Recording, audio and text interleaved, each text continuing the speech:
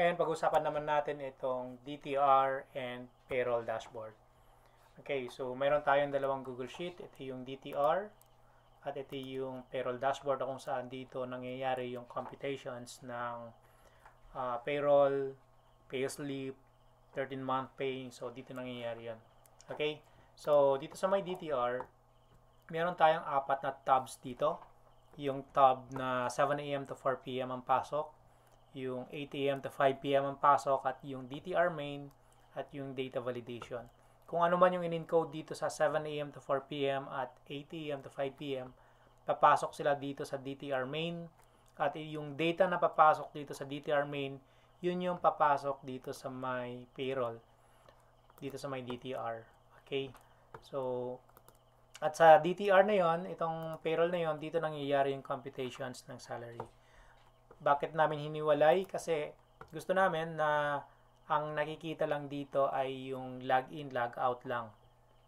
Okay, so yun lang. Ayaw namin ipakita sa kanila yung computations ng salary. Though pwede nilang i-request yon, pwede na natin ipakita sa kanila. Pero ayaw kasi nating makita nila yung salary ng kasama nilang empleyado. Okay, so kaya hiniwalay namin. And start tayo dito. Kapag ang pasok nyo ay 7 a.m. to 4 p.m., dito kayo mag-login. Pag 8 a.m. to 5 p.m., dito kayo mag-login. So, hindi kayo pwedeng, kung ang pasok ay 7 a.m. to 4 p.m., tapos magla-login kayo dito sa 8 a.m., hindi po pwede yon. Kasi meron tayong mga special na feature na nilagay dito na applicable lang yon sa 7 a.m. to 4 p.m. or applicable lang sa 8 a.m. to 5 p.m. So, example, dito sa si Miss Mary Grace, dito pala sa date, no? Pag naglagay kayo ng date dito, siguraduhin lang natin na pagka di-double click natin, lalabas itong calendar. Kasi pag hindi lumabas yung calendar, hindi babasahin ng payroll sheet natin yung computations. So, dapat naka-number ito, naka-date ito, hindi character or hindi numeric. Okay. Or basta na naka-numbers to, naka calendar to pag di-double click. Yan.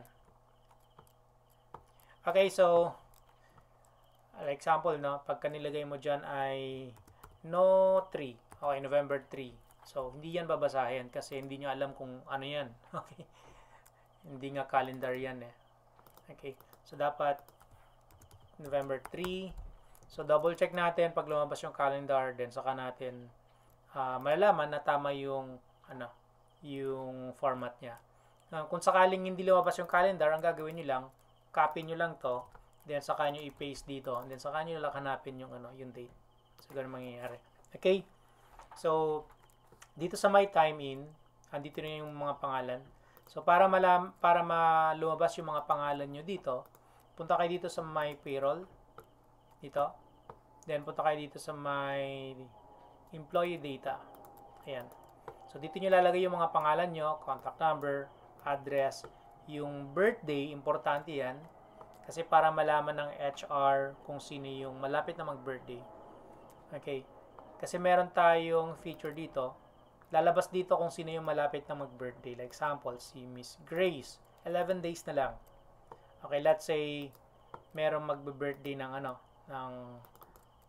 ba ngayon? Okay, October. Ano bang date ngayon? 22. So, let's say may mag-birthday ngayon 22. Yan. October 22. So, dito sa my dashboard, may kita rito yung birthday. Birthday ni Mary Grace. Parang ganun. So, malalaman dito kung ano yung ilang days na lang. Tulad nito, ilang days na lang bago mag-birthday si Rose. So, makikita yan. Kaya importante na malagyan natin yung mga data dito. Kung anong gender, anong department, kung kailan na-hire, automatic magko-compute na yan. Yung magkano yung salary ng bawat empleyado. Kung may allowance ba sila o mayroon o wala. Pondo. Yung pondo, ibig sabihin, ito yung first cut-off nila na hindi binigay ng company. At makukuha nila yon pag sila ay nag-resign. So, nangyayari yon sa mga ibang company. Okay, yung team number, yung position, SSS number, pag-ibig number, PhilHealth number, salary payment method, ATM ba siya? So, yung status ng employment niya, regular, proby, or ano. kung ilan na yung service incentive leave niya, yung personal Facebook account niya kung kailangan, para just in case na meron kayong importante na sabihin sa kanya, pwede nyo silang i-message sa Facebook nila. Yung Gmail, importante rin to para kung meron kayong memo or meron kayong letter na kailangang idaan sa Gmail, meron kayong data. Okay, dito naman, so meron dito mga late penalties. Ito yung dito natin mini-measure o dito natin nalalaman kung sino yung mga top lates. So pwede nyo lagyan dito, kung na-late sila ng 1 to 5 minutes, may penalty na 10 pesos. Maliban to sa sa bawas sa sahod nila kapag na-late sila. Ito penalty ito. Like example dito, like example ito. Okay. So ito pumasok siya ng 8:30. Okay, pumasok siya ng 8:30. So since nabawasan ng 30 minutes yung pasok niya, malamang 30 minutes din yung mababawas sa salary niya. So, maliban dun sa bawas sa sahod niya, meron din tayong tinatawag na penalty, which is ito yun. So, pag na-late siya ng 1 to 5 minutes, may 10 pesos na penalty. Pag na-late siya ng 6 to 10 minutes, may bawas siya ng 20 pesos. So, kayo na lang bahala maglagay dito ng penalties, ng time, kayo nang bahala. Okay? So, balik tayo dito. So, ayan. So, like example na, sa Mary Grace, pumasok siya dito tayo sa mga 8 a.m. So, ulitin ko, kapag 7 a.m. to 4 p.m. ang pasok nyo, hindi kayo pwede mag-login dito sa 8 a.m. to 5 p.m. Same with 8 a.m. to 5 p.m. ang pasok, hindi pwedeng mag-login dito sa 7 a.m. to 4 p.m. Okay, kasi, ito example. Ang pasok ay 8 a.m. Okay, then nag-log out siya ng 5 p.m. So, 8 hours yun. Pag pumasok siya ng 7:30 a.m., naglumabas siya ng 5 p.m., so 8 hours pa rin. So, yung 30 minutes na maaga siyang pumasok, hindi yung counted. Okay? So, kung 8 a.m. ang pasok mo, pumasok ka ng 7:30 a.m., hindi i-count yung 30 minutes na pinasok mo na maaga. Okay, kaya importante, pag 7 a.m. pasok mo, dito ka lang dapat pumasok. Kasi pagka dito ka nag-time in, tapos pumasok ka ng 7 a.m., yung 7 a.m. to 8 a.m. mo, hindi yun i-count. Okay, hindi yun i-count. And ito rin, pag pumasok siya ng 8 a.m., tapos lumabas siya ng 4 p.m., ayun, mabibilang yun na 7 hours. Pero pag pumasok siya ng 8 a.m., tapos lumabas siya ng 6 p.m., 8 hours pa rin. So, hindi makakount yung 1 hour niya sa company na sumobra kasi hanggang 5 p.m. lang yung pasok niya. Okay? So, ganun din. 8 a.m., let's say 8:30 a.m., pumasok siya.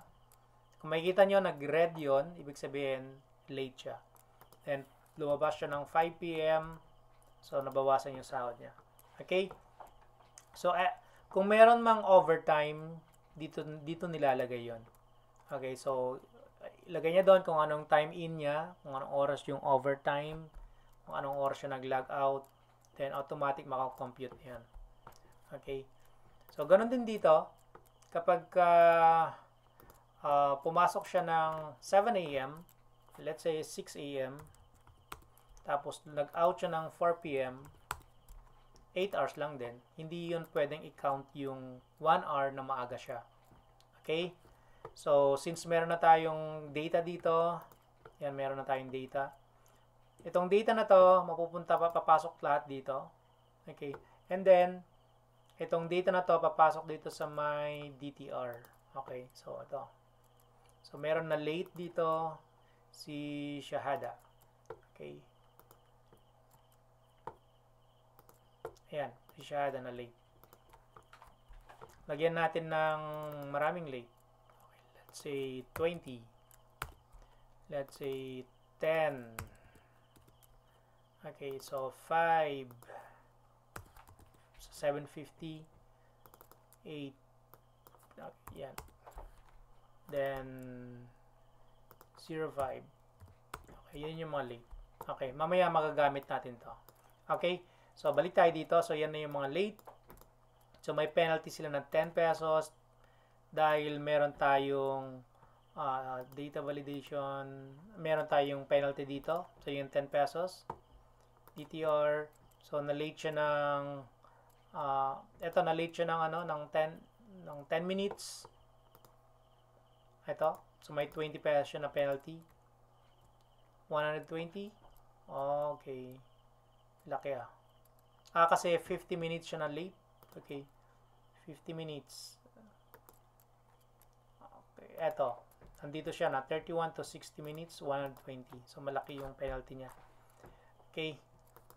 And andito nangyayari yung yung computations ng salary, kaya importante na ilagay natin yung salary ng empleyado dito. Okay. Eto. Kasi dito kinukuha, naka-automate na to. Okay, so kung ano yung nilagay mo doon, yun din yung papasok dito. Depende sa pangalan. Okay, kung ang pangalan nandito ay si Rani Enriquez, yung rate ni Rani Enriquez yung mababasa niya. Eto, si Rani Enriquez, 620. Punta tayo, Rani Enriquez, 620. Ayan. Okay, so ito yung daily rate, then i-divide into 8 hours. So ito yun. So kaya ang rate niya per hour ay 62.5 para makuha yung computations ng yung late niya. Okay. So kasi makukuha natin yung total ng pinasok niya. Na-late siya ng ng ilang minutes. So kung yung oras na pinasok niya, multiply natin into 1 hour rate. So lalabas yung gross pay niya. So since na-late siya, mas mababa sa 500 yung gross pay niya in 1 day. And wala siyang overtime, so ito lang din, parehas lang. Then pagdating sa allowance, since wala naman nilagay na allowance dito, okay, wala naman naka-type na allowance dito, kasi pag naglagay ng allowance dito, matik yun. Kanino ba to? Si Mary Grace. Mary Grace. Ito si Mary Grace. Lagyan natin ng, let's say, 50 pesos allowance. So, napunta na doon yung 50 pesos. Kanina wala. Okay, kung holiday, so hindi naka-automate ang holiday kasi hindi natin malaman kung anong araw yung holidays. Kasi nagbabago yung holidays natin depende sa sa approval ng ating presidente. Okay, yung lates, nakapi lang naman doon. And then, dito natin ima-manual na ilagay kung magkano yung SSS, Pag-ibig, PhilHealth. So, hindi naman ito daily na nilalagay, monthly to. So, once a month lang na maglalagay. And then, yung total deductions. So, total deductions is total late plus SSS, Pag-ibig, PhilHealth. Then, yun na yan. Then, yung total ay 494.79 total pay plus 50 plus yung regular holiday, then minus yung total deductions. Kaya lumabas yung 534. At kung sakaling mayroong other deductions, like example yung nag-cash advance siya. So yan yun. Lagay mo dyan dahil ililess niya doon. So kung makikita mo 35 pesos yung natira, pero hindi pa ito yung kabuuan na sahod niya. Kasi nag-compute tayo based on November 3, isang araw lang. Meron pang November 2, 3, 4, 5, 6, 7, 9, 10. Okay. So, ayan. And, meron din tayong, kung sakaling tanungin ng boss nyo kung magkano yung salary sa isang cut-off. Ito yun, pakita mo lang. Ito yung salary. 8,680. Based doon sa date na November 1 to November 30. Then, pag tinanong niya, paano na-generate ito? Ito lang yun sa my payroll. So, si Miss Mary Grace, 35 na lang yung nasahod niya. Kasi meron siyang mga deductions. Si Ruby, 503. Si Rani, 510. So, andyan na lahat ng mga salary ng mga empleyado. Okay? Check natin. Yan. So, eto, wala kasing login to. Okay, and then, pag tinanong nila, paano na-compute yung 35 pesos? So, pwede kang pumunta dito sa may filter. So, dito, hanapin mo yung pangalan nila. Like example, si Mary Grace. Then, yun yung salary niya, 35. So, paano na-compute? Isang araw lang siyang pumasok. Tapos, meron siyang 10 pesos na deduction. Tapos, 500 lang yung rate niya. and ito yung pwede mong ipakita. So, meron siyang 500 na deductions, kaya naging 35 na lang. Yung ibang employee, kay Rani, so, ang kano niya, sahod niya ay 510. Okay, sa iba naman, si Shahada, ang sahod niya 592. Meron siyang 60 pesos na deduction. So, 592 na lang. Okay? Pagdating naman sa payslip, meron tayo dito. Palitan natin yung date kasi November yung ano. Makikita mo walang numbers, walang computations, walang sahod. Kasi November 1 yung ano natin. November 1 to November 1 lang. Okay. Ayan. Cover. Tingnan natin sa ano, 31. Okay. So, ayan. November 1 to November 30. Si Ruby. So, ang position niya ay AE. So, kaya importante na finifill upan natin to. Si Ruby. Ito si Ruby. Ang ano niya ay AE. So, dyan galing yan. Okay, so yung TIN number, doon walang TIN number si Ruby dito. Kaya kailangan mayroon, lagyan. Saan ba? Ito, walang nailagay. Pag nilagay natin 123098. So, pag chinek natin, ayan na yun. Okay. So, makikita rito yung gross pay niya, yung computations ng gross pay. Isang araw na pumasok. Yung allowance, overtime pay, overtime hours, kung ilang oras, holiday pay. Meron siyang late penalty na 120. Other deductions, wala naman. So, yung PhilHealth, Pag-ibig, SSS, wala. Pero ang total deduction niya ay 120. So, 622.6 minus 120 is 503. Okay. Dito sa may, si kay Ruby filter. Check natin. Kay Ruby, yan. So, 503. Payslip. Yan. Okay, lumabas din. Okay. So, sa 13-month pay naman, so, nandito na yung mga pangalan ng mga employees.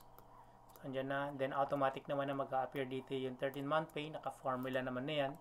Since wala naman tayong in-encode sa January hanggang October or hanggang September, so, walang data na nandyan. Pero kung sakaling mag-i-encode tayo sa, okay, let's say January. Okay,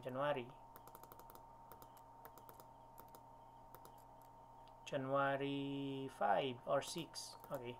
So, pagdating dito, expect natin na magkakaroon ng data ito. Okay. So, hintayin lang natin mag-update.